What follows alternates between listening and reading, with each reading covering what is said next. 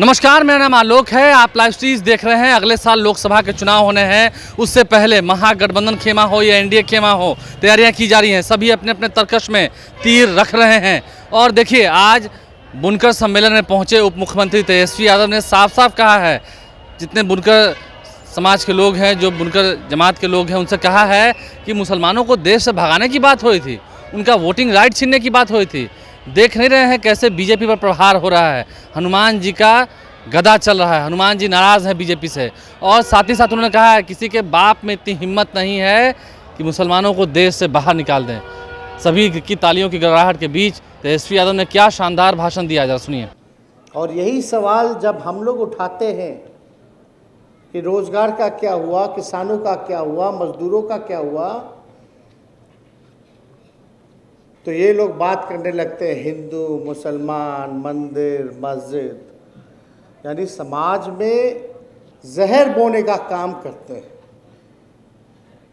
ये देश सबों का देश है, चाहे हिंदू हो, मुसलमान हो, सिख हो, ईसाई हो। ये किसी के बाप का देश नहीं है, ये हम सबों का देश है। कोई चाहता है कि आपका राइट खत छीन दिया जाए। बीच में कितना मुहिम चला था कि मुसलमानों से जो है उनका वोटिंग का अधिकार छीन लो। अरे ऐसे कैसे छीन लीजिए। हमारी देश में जो डाइवर्सिटी है, अलग अलग राज्य है, अलग अलग जातियां हैं, अलग अलग धर्म है, अलग अलग भाषा है, अलग अलग पहनावा है, यही तो हमारी देश की खूबसूरती है। हम मिलकर के हिंदुस्तानी कहलाते हैं। और चाहे हिंदू हो, मुसलमान हो या अलग धर्म का और क्यों ना हो, सबों ने इस देश को आज़ाद कराने में अपना खून बहाया है। तो कोई चाह देगा किसी को भगा दे और किसी का अधिकार छीन ले। ये महागठबंधन सरकार नीतीश जी और लालू जी के होते हुए किसी के बाप में दम नहीं जो आप लोगों का दिखा दे। हम लोग खड़े हैं। क्या चाल चला जा रहा है, क्या क्या साजिशें चली जा रही हैं, सब हम लोग देख रहे हैं। लालू जी ने आडवाणी जी का रथ रोका, इस बार महागठबंधन की सरकार नीतीश जी के नेतृत्व में हम लोग यहां से मोदी जी का रथ रोकेंगे। तो इसलिए सारे विपक्षी दलों को जो है, इंक्लूडिंग कांग्रेस, रीजनल पार्टी, हम लोगों का प्रयास है कि एकजुट होइए।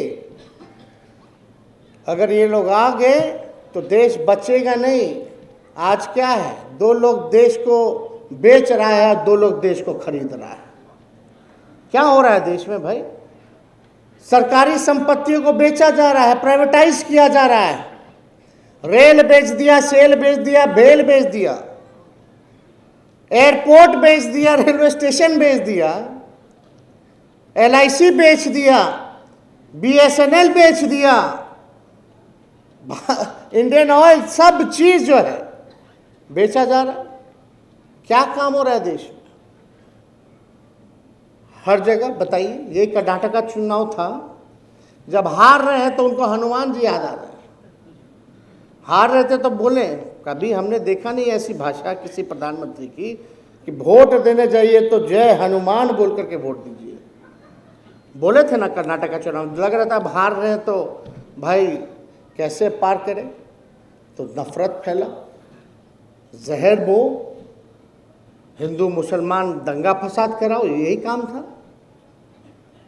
अरे उनको तो प्रधानमंत्री जी को बोलना चाहिए कि वोट दें तो बेरोजगारी के नाम पे, काम के आधार पर वोट देना चाहिए। असल जो मुद्दा है उसके नाम पे वोट दीजिए। तो ये बोलते हैं हनुमान जी के नाम पे वोट दीजिए। और हम रिजल्ट आने से पहले ही बोल दिए कि हनुमान जी, बजरंग बली, मोदी जी अब भाजपा से नाराज है।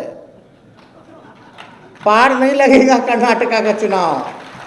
और आप देख लीजिए, जब से महागठबंधन की सरकार बिहार में बनी है नीतीश जी के नेतृत्व में, हम लोग यहाँ भी लोग कुछ ना कुछ कोशिश कर रहा था। बिहार शरीफ में हो या सासाराम में क्या क्या कर रहे थे लोग। जहाँ जहाँ गृह मंत्री को जाना था उससे पहले ही, आने से पहले वहाँ दंगा फसाद करने का प्रयास किया जा रहा था। लेकिन हम धन्यवाद देते हैं नीतीश कुमार जी को, पुलिस प्रशासन को, कि सही समय रहते हुए चीज़ों को जो है कंट्रोल किया गया। और जो नुकसान होगा सरकार जो है व्यय कर रही है, तो हम लोग देखिए ये सब होने नहीं देंगे। और हम लोग चाहते हैं अगर हम सब लोग एक हो गए तो मोदी जी हो या और कोई हो, कोई टिकने वाला नहीं। लेकिन आप लोगों से हम बस इतना ज़रूर कहेंगे कि आप लोग भी अपने समाज में, अपने लोगों में, जो खास तौर पे नौजवान हैं, जिनको कोई बाहर का आकर के धर्म के नाम पे उकसाने का प्रयास करता है, हम लोगों के खिलाफ दिन भर गाली देते हैं, जिनकी कोई भूमिका नहीं है। हम लोग तो लड़ रहे हैं, तो हम लोगों पे छापा मारा जाता है, रेड पढ़ाया जाता है। लेकिन इनकी जो बी पार्टी है, बी टीम जो है, ये कुछ बोलते, लेकिन उन पे आज तक कोई मुकदमा, कोई छापा नहीं। ये असल में है क्या तालमेल?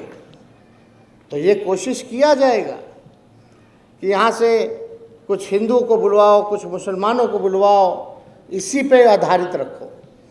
लेकिन आप सब लोगों से यही विनती है कि आप लोग सभी लोगों को एक रखने का काम कीजिएगा, किसी को भटकने मत दीजिएगा। तो तेजस्वी यादव का वो भाषण हमने आपको सुनवाया है, जिसकी काफ़ी चर्चा हो रही है आज पटना के ज्ञान भवन में, जहां पर 23 जून को बैठक होनी है। महागठबंधन के तमाम नेताओं की, विपक्षी दलों की महाजुटान राजधानी पटना में होने वाली है। उसी ज्ञान भवन में उप मुख्यमंत्री तेजस्वी यादव पहुंचे और क्या कुछ उन्होंने कहा, उनका जोरदार स्वागत किया गया है। लेकिन क्या कुछ उन्होंने विपक्ष पर पलटवार करते हुए कहा, आपने सुना है। हमारे चैनल को सब्सक्राइब कर लें, साथ साथ फेसबुक पेज भी लाइक करें। धन्यवाद।